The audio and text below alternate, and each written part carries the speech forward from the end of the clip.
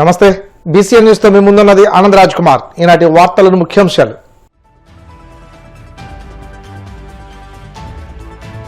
దుబాయ్లో టీడీ జనార్దన్ విక్రమ్ పోలా రూపొందించిన ఎన్టీఆర్ సజీవ చరిత్ర పుస్తకం ఆవిష్కరణ.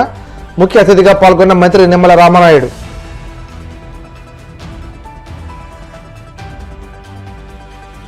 నెల్లూరులో ఎన్టీఆర్ సుజలా స్రవంతి మినరల్ వాటర్ ప్లాంట్ ప్రారంభించిన మంత్రి నారాయణ. మహిళలకు ₹2కే 20 లీటర్ల మినరల్ వాటర్ క్యాన్లు అందజేత.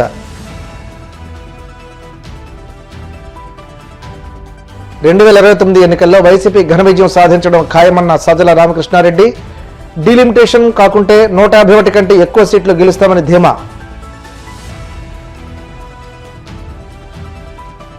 వాడపల్లి వెంకనాలయంలో ప్రత్యేక పూజలు, మంగళ వాయిద్యాల నడుమ శ్రీ స్వామి అమ్మవార్లకు మేల్కొల్పు సేవ, ఐశ్వర్యలక్ష్మి హోమం.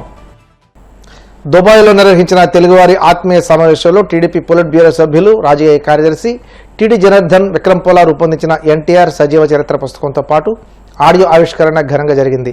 ఈ కార్యక్రమంలో ముఖ్య అతిథిగా ఆంధ్రప్రదేశ్ జలవనరుల శాఖ మంత్రి నిమ్మల రామానాయుడు పాల్గొన్నారు. ఈ సందర్భంగా జనార్దన్ మాట్లాడుతూ ఎన్టీఆర్ అపూర్వమైన వ్యక్తిత్వాన్ని స్మరిస్తూ 1984 నాటి కీలక రాజకీయ పరిణామాలు గుర్తు చేసుకున్నారు. ఎన్టీఆర్ స్ఫూర్తిని ఆదర్శంగా తీసుకుని పోరాట పటిమతో జీవితంలో ముందుకు సాగాలని ఆకాంక్షించారు. ఎన్టీఆర్ సినీ రాజకీయ రంగాల్లో చేసిన కృషిని, నెలకొల్పిన ఉన్నత ప్రమాణాలను ప్రస్తావించారు.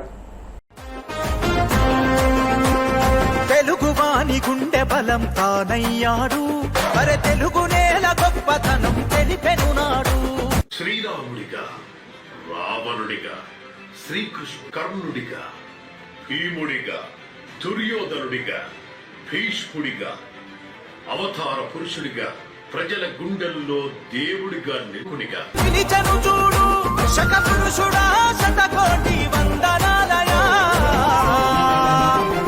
గుండెల్లో మా గుండెల్లో గుండెల్లో గుడిగట్టి నామయ్య. ఈ భూమి మీద తెలుగు జాతి ఉన్నంత కాలం కూడా ఎన్టీ రామారావు గారు సజీవంగా ఉంటారు. తెలుగుదేశం పార్టీ సజీవంగా ఉంటుంది. నెల్లూరు నగరంలోని పలు డివిజన్లలో అదానీ ఫౌండేషన్ సహకారంతో ఏర్పాటు చేసిన ఎన్టీఆర్ సుజలా స్రవంతి మినరల్ వాటర్ ప్లాంట్ రాష్ట్ర పురపాలక శాఖ మంత్రి పొంగూరు నారాయణ ప్రారంభించారు. ఈ సందర్భంగా మహిళలకు ₹2కే 20 లీటర్ల మినరల్ వాటర్ క్యాన్లు అందించారు. అనంతరం ఆయన మాట్లాడుతూ కూటమి ప్రభుత్వం ప్రజలకు మెరుగైన సేవలను అందించేందుకు చర్యలు చేపడుతుందన్నారు.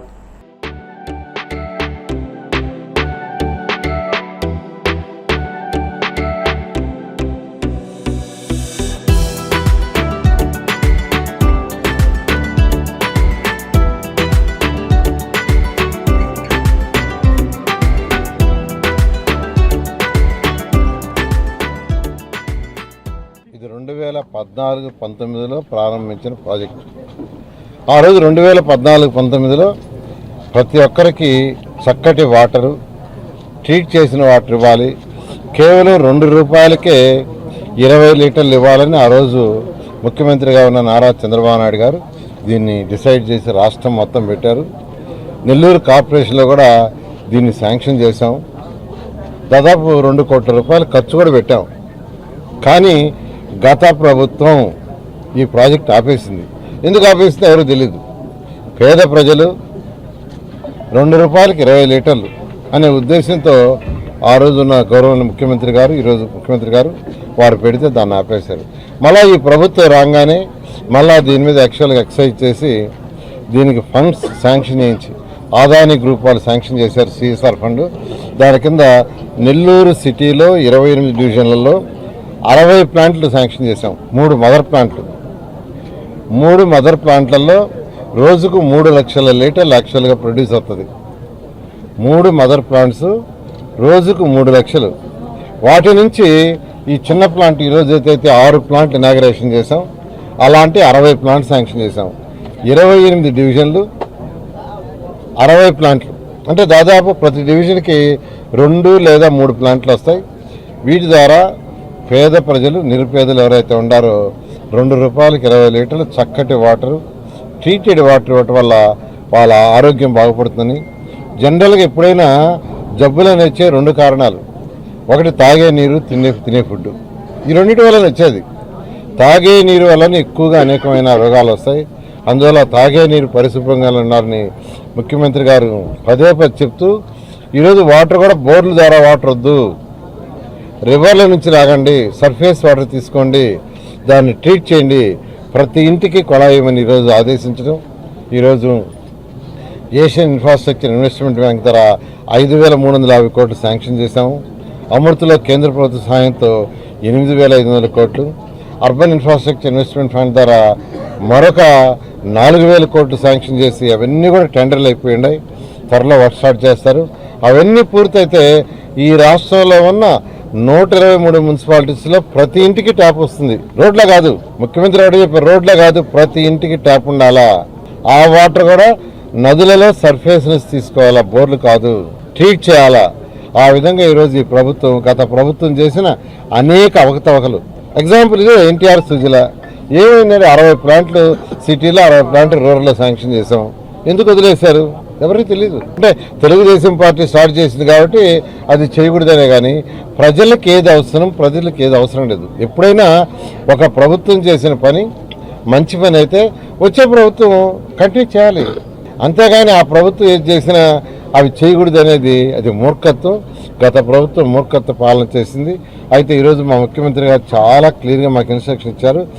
ప్రజలకు ఉపయోగపడేది ఏదైనా గత ప్రభుత్వం చేసింటే దాన్ని కంటిన్యూ చేయాలా, దాన్ని ఇంకా బెటర్గా చేయాలా అనే విధంగా ఈరోజు అనేక సంక్షేమ పథకాలు. వైసీపీ అధినేత మాజీ ముఖ్యమంత్రి జగన్మోహన్ రెడ్డి 52వ జన్మదిన వేడుకలు తాడేపల్లిలోని పార్టీ కేంద్ర కార్యాలయంలో ఘనంగా జరిగాయి. ఈ కార్యక్రమానికి పార్టీ ముఖ్య నేతలు, కార్యకర్తలు పెద్ద సంఖ్యలో హాజరయ్యారు. ఈ సందర్భంగా పార్టీ శ్రేణుల మధ్య కేక్ కట్ చేసిన జగన్ అనంతరం పేద మహిళలకు చీరల పంపిణీ, రక్తదాన శిబిరాన్ని ప్రారంభించారు.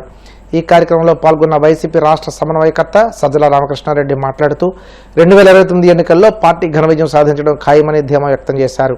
నియోజకవర్గాల పునర్విభజన జరిగితే 200కు పైగా సీట్లు గెలుస్తామని, ఒకవేళ 175 స్థానాలే కొనసాగితే గతంలో సాధించిన 151 కంటే ఎక్కువ సీట్లు దక్కించుకుంటామని స్పష్టం చేశారు. జగన్ నాయకత్వంలో రాబోయే 5 ఏళ్లలో రాష్ట్రాన్ని 30 ఏళ్లు ముందుకు తీసుకెళ్తామని అన్నారు. ఈ రాష్ట్రానికి, భారతదేశానికి సేవలు చేసే విధంగా దేవుడు ఆయనకు పూర్తి ఆయురారోగ్యాలు ఇవ్వాలని, ఆశీస్సులు ఇవ్వాలని ప్రార్థిస్తున్నాను, కోరుకుంటున్నాను. భారతదేశానికే కూడా ఎందుకంటున్నానంటే, మన కుటుంబంలో ఒక వ్యక్తి పుట్టినరోజు అయితే ఒక మంచి మనిషిగా, అలాగే ఆ కుటుంబానికి సంబంధించిన సంక్షేమ సారథిగానో, తర్వాత భవిష్యత్తులో కుటుంబాన్ని పెద్దది చేసి దాని భవిష్యత్తుకు అండగా నిలబడే రకంగా ఎదగాలని కోరుకుంటూ ఆకాంక్షిస్తాం. దానికి అవసరమైన ఆయురారోగ్యాలు ఉండాలని కోరుకుంటాం. ఒక నాయకుడైతే ఆ నాయకుడు ప్రభావం ఎంత ఉంటుందో అంత ఇదిగా ఆయన ప్రభ వెలగాలని, ఆయనకు సంబంధించిన ఆయన భవిష్యత్తుడు అంత దేదీప్యమానంగా ఉండాలని కోరుకుంటాం. అదే ఒక మహానాయకుడైతే, జనం తలరాతలు మార్చే నాయకుడైతే ఆయన కలకాలం కుదిరితే 1000 ఏళ్ల పాటు ఆయనే ఉండాలని కూడా కోరుకుంటాం. ఎందుకంటే మానవ జాతి శతాబ్దాలు, సహస్రాబ్దాలు అంటే 1000 ఏళ్లలో, 1000 ఏళ్లలో నడుస్తున్నప్పుడు అంచెలంచెలుగా మహానాయకులు పుట్టుకొస్తారు.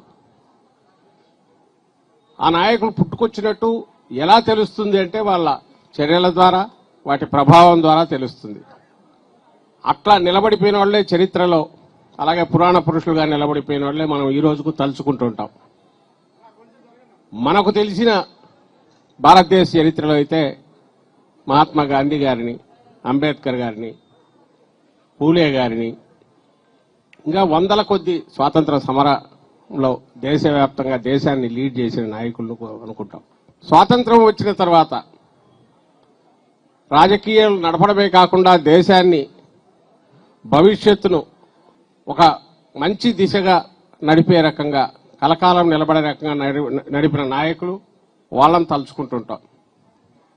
సమకాలీన చరిత్రలో మనం వస్తే ఈ రోజుకి ఇది మనం ఉన్నాం కాబట్టి, మన కళ్ళ ముందు కనపడేవాళ్ళు కాబట్టి మనకు తెలియకపోవచ్చు. ఒక 10 ఏళ్ళలో 20 ఏళ్ళలో అయిన తర్వాత వెనక్కు తిరుగు చూస్తే ఆ రోజు అట్లా లేకపోతే ఈ రోజు ఇట్లెందేదే అని అనిపిస్తుంది. అప్పుడు విలువ తెలుస్తుంది మనకు. కొంతమంది వాళ్ళు ఉండగానే తెలుస్తుంది విలువ.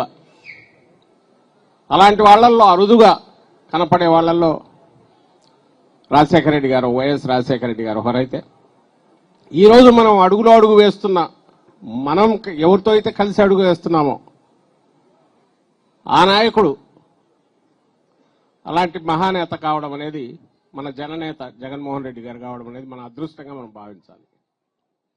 రాష్ట్రంలో సంక్షేమ పథకాలు అమలు చేసిన ఘనత మాజీ ముఖ్యమంత్రి జగన్మోహన్ రెడ్డికి దక్కుతుందని సర్పంచ్ గోగులమండ చిన్నకృష్ణమూర్తి అన్నారు. పశ్చిమ గోదావరి జిల్లా ఉండి మండలం ఎండగండి గ్రామంలో సర్పంచ్ గోగులమండ చిన్నకృష్ణమూర్తి ఆధ్వర్యంలో వైసీపీ అధినేత జగన్మోహన్ రెడ్డి జన్మదిన వేడుకలు ఘనంగా నిర్వహించారు. ఈ సందర్భంగా నిరుపేదలకు పండ్లు వస్త్రాలు పంపిణీ చేశారు.